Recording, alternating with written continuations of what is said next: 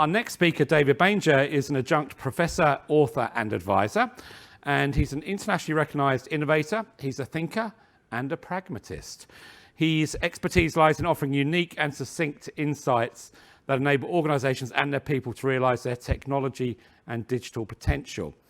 Now, David is going to give us a ladder of steps working backwards with you and your organisation's mindset, particularly on how to get your hands dirty. But I'll leave it up to David to explain just what that means. David, thank you. Thank you, Matt. You.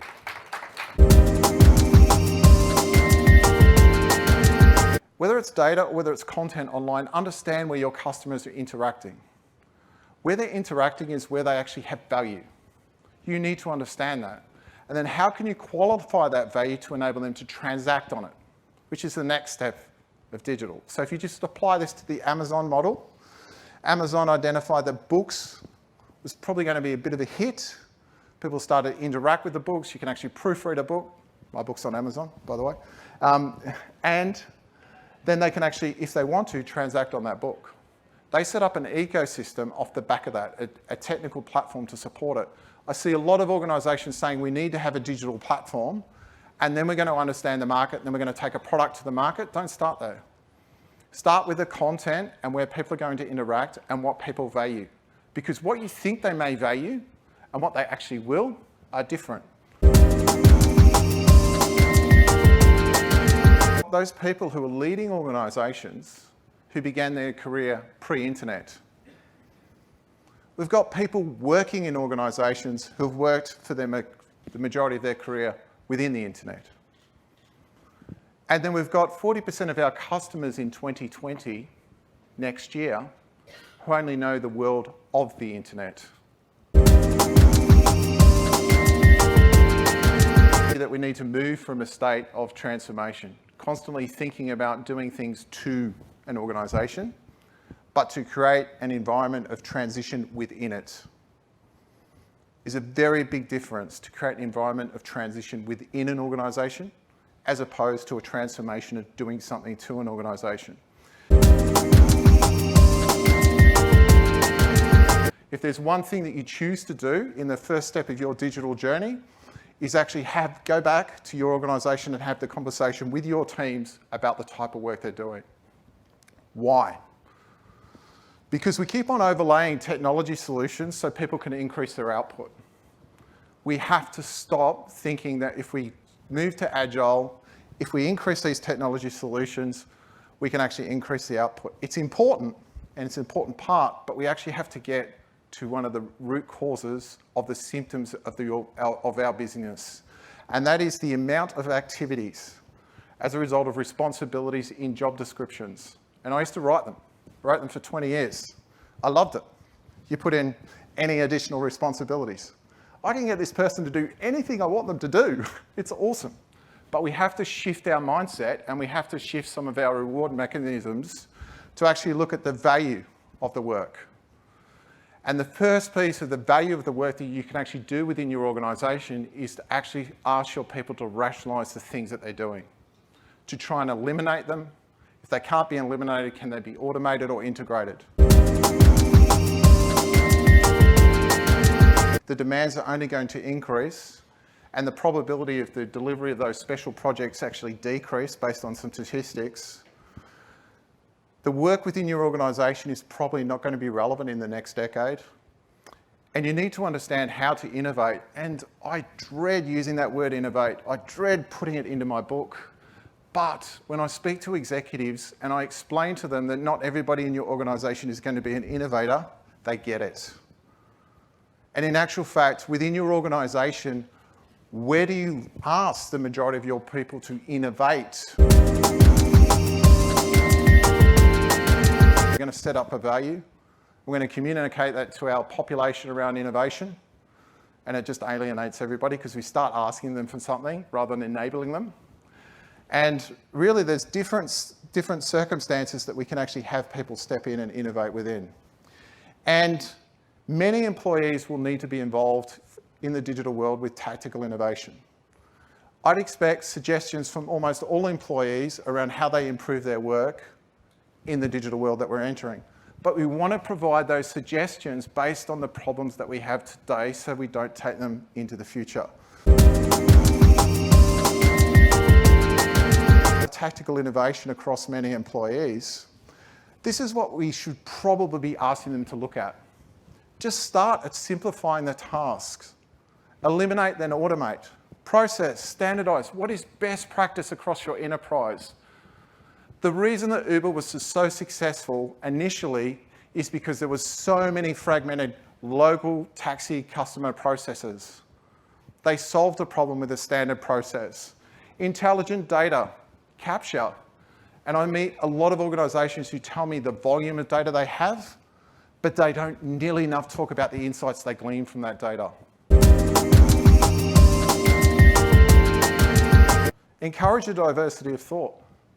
Review your talent within your organisation and recruit some people that are external to this country, that have actually had potentially an environment of scarcity, where they've become educated and have had to think about problems in a different way. Think about how you can actually strive with greater diversity with flexibility. Now, this is different to the earlier one, and what I mean by that is thinking about looking at remote working as being an enabler rather than a benefit within your organisation. We think of the shallow work and the deep work that was mentioned earlier in today. Deep work is often done in a remote location. How much are your people thinking? How are your policies enabling that to do that?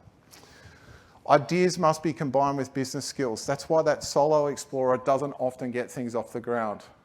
Have you got the right teams that are commercially savvy to do this?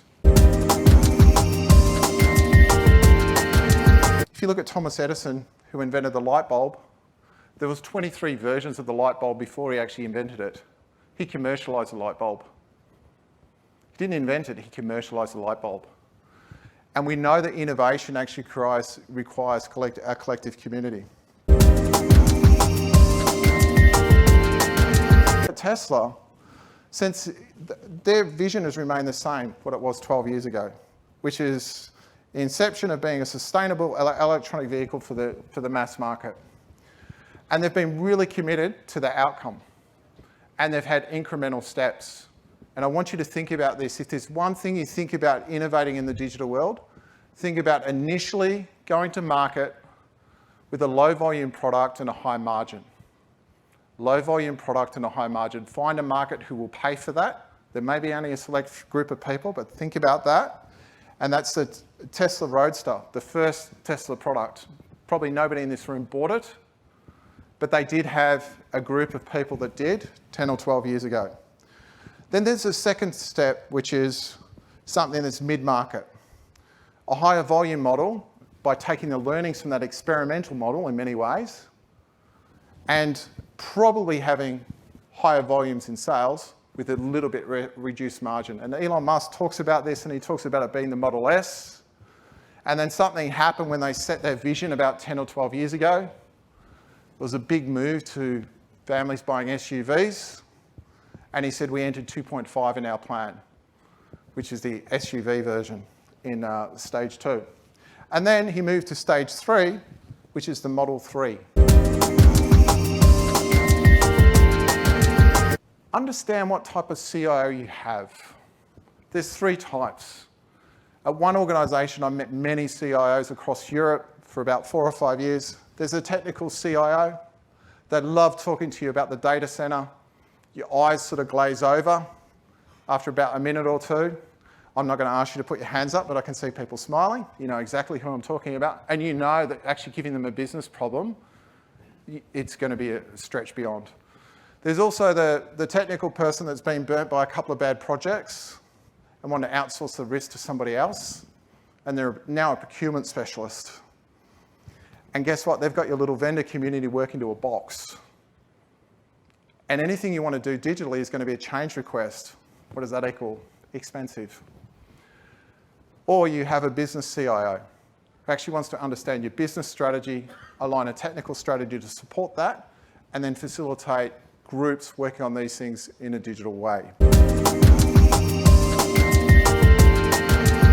And Swinburne, where I do a lot of my pro bono work at, have done some research that we now as a community trust strangers more than we trust our leaders. the people that we ride share with, we let complete strangers stay in our house. But we feel more fondly about them and we'll give them a higher score than what we would on that mobile app than what we would some of our politicians or people leading our large corporate organisations. A construction organisation is thinking of doing something radical with unsolicited proposals to the government. And they believe they could partner with Uber to do that. Sounds quite cool, doesn't it? You know, get Uber, get some startup capability, got some great data, real-time data. What I said is potentially you're actually you're giving up your IP around the tendering process, the engineering and design process, just to actually give up that data. And you need to really think about those partnerships, because if Uber wanted to, 12, 24 months after they enter that relationship, they understand your process. But you don't have all their data because they won't give it to you. And therefore, you've just actually built a new competitor, a new entry into your market.